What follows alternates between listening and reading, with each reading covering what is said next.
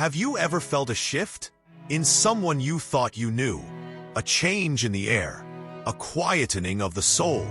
One day they're all noise, all spectacle, all light. And the next something's different. Softer, deeper.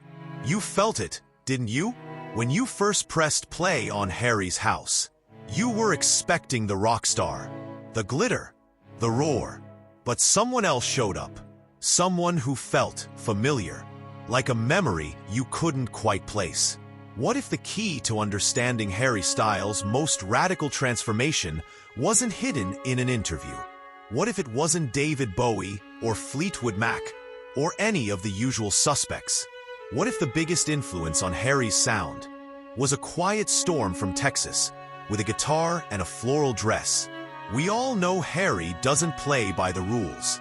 He slips from glam rock to retro funk like he's changing jackets. That's his brand.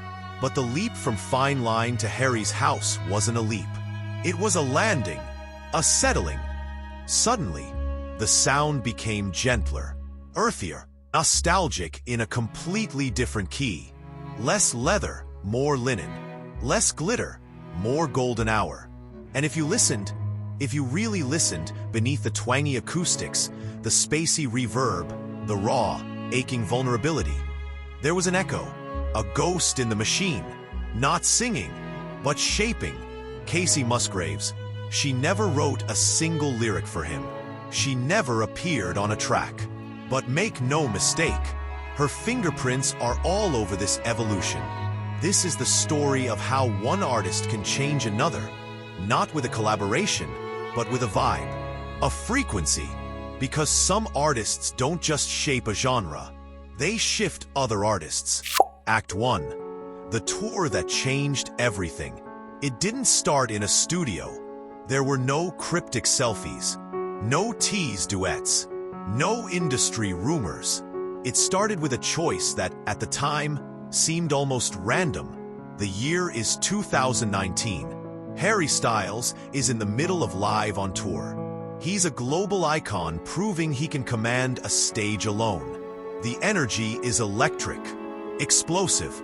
He needs an opener for his North American leg. And he picks Kacey Musgraves. Think about that for a second. In 2019, to the mainstream world, this pairing made no sense. The glam rock prodigy and the country pop darling. It was a booking that could have easily misfired. But it wasn't just a booking. It was a moment, a collision of two worlds. Kacey was at the peak of her golden hour phenomenon, an album that had just defied Nashville and swept the Grammys, not by being more country, but by being more everything. Harry was still shedding the skin of his past, standing on the edge of his next artistic cliff, deciding if he wanted to fly or build a home. On stage, they were two different shows, but off stage, something else was happening. An influence exchange, a vibe transplant. It wasn't a conversation. It was osmosis. He was learning a new language not by studying the words, but by breathing the same air. Because Kacey Musgraves possessed a power that Harry was desperately reaching for.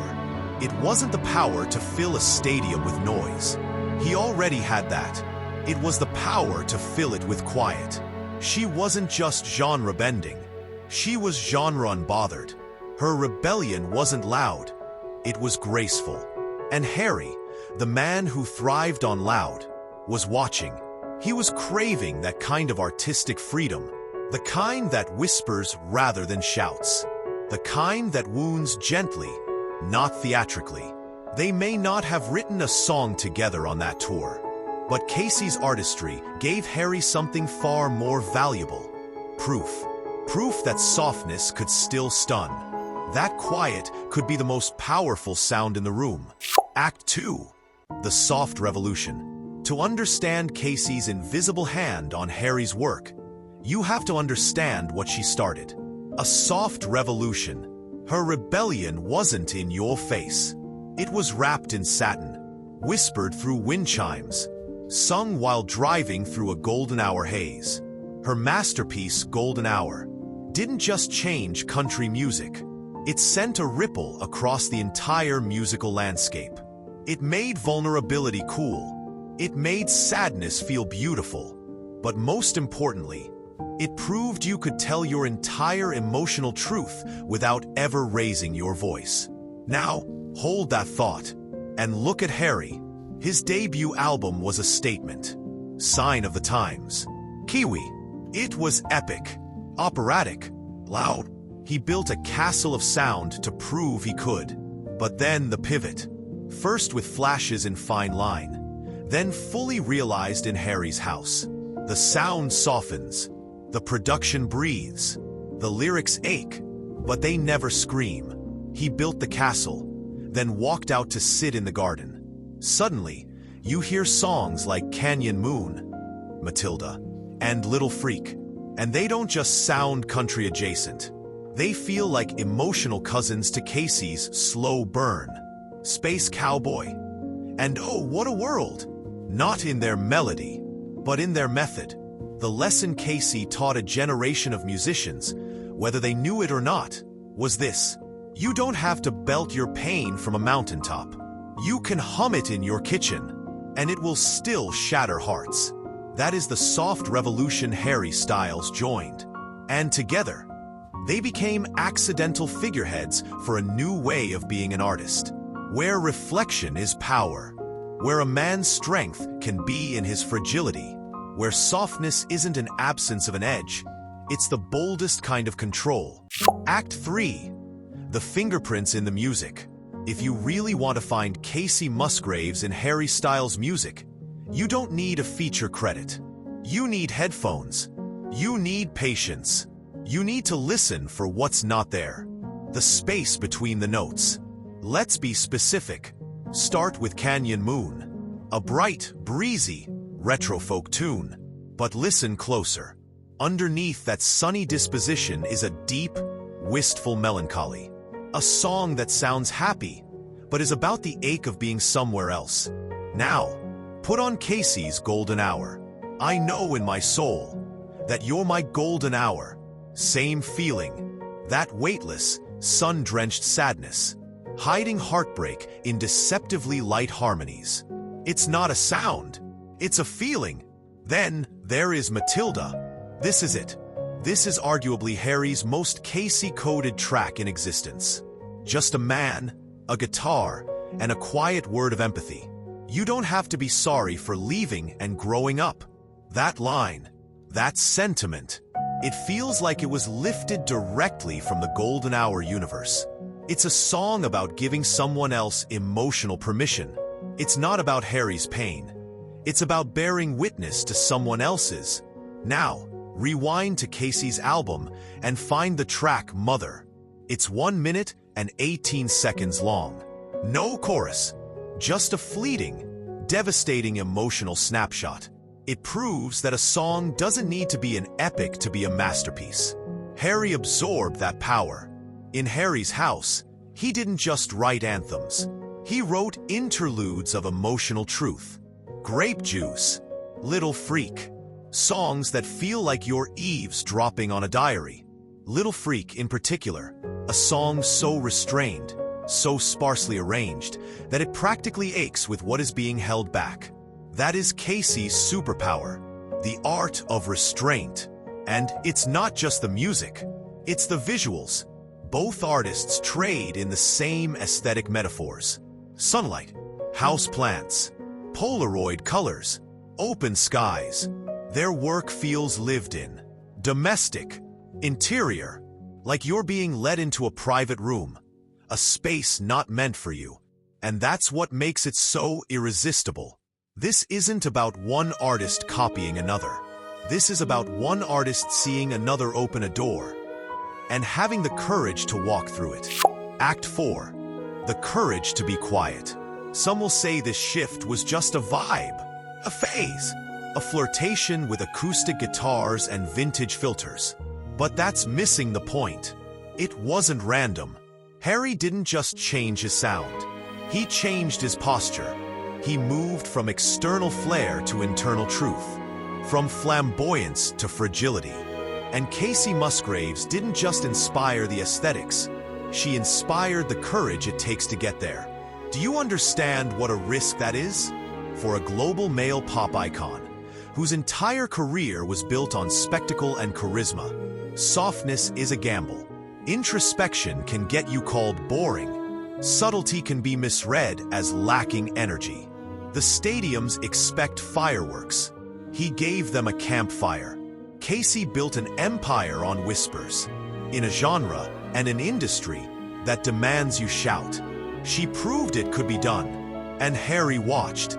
He listened, he absorbed, and then he followed, not in imitation, but in spirit. You see, the word country doesn't just mean twangy guitars. At its core, real country is storytelling as truth-telling. It's pacing your pain like a memory, not a headline. Kacey Musgraves didn't teach Harry Styles how to write a country song. She reminded him how to write a truthful one. And once you've heard that kind of emotional honesty, once you've felt its power, it's impossible to go back to empty noise. Act 5. A conversation across albums. Here's the beautiful, unspoken truth about influence. It rarely comes with a co-writing credit. It almost never gets a public thank you in an award speech. Real influence is silent. It doesn't need the credit. It watches quietly as the seed it planted, perhaps unknowingly, grows into something wild, free, and entirely its own. That's Kacey's role in Harry's story. She wasn't a mentor. She wasn't a muse. She was a mirror. She was walking down the same creative road, just in a different pair of boots, and he saw his own reflection in her journey. He doesn't have to name her in interviews, because the shimmer of her sonic DNA is woven into the fabric of his most introspective work. From the stillness of Matilda, to the tenderness of Fine Line, to the country as color palette of Canyon Moon, she didn't give him a new sound. She gave him an invisible permission slip, one that said, "You can be soft and still be a rock star. You can be quiet and still command the world's attention." And Harry? He signed it. Act 6. The quiet influences. You clicked on this video thinking it was about music. And it is. But maybe it's about something more. Because this kind of influence, this quiet, emotional guidance, it's a current that runs through all of our lives. Think about it. You've had someone change your life without even realizing it. Someone who didn't teach you, but showed you, by how they lived, by how they carried their own joy, their own pain, by how they chose softness in a world that constantly rewards being hard.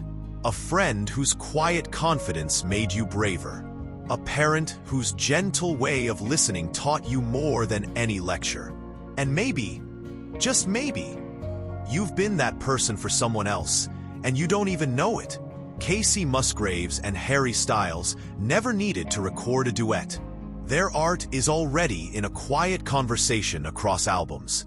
Two artists who chose vulnerability in a world of armor. And maybe that's the most powerful influence of all. The kind that doesn't announce itself, but still changes everything.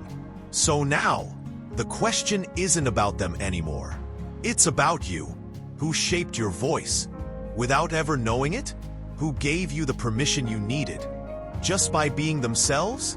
That's not just a fan story. That's the human story.